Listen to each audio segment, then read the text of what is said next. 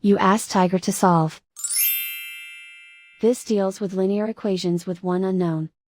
The final result is y equals 2. Let's solve it step by step. Group all constants on the right side of the equation. Subtract 6 from both sides.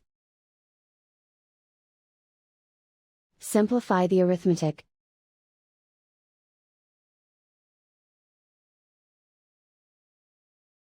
Isolate the y. Divide both sides by 2. Simplify the fraction. Find the greatest common factor of the numerator and denominator. Factor out and cancel the greatest common factor. And so the final result is y equals 2.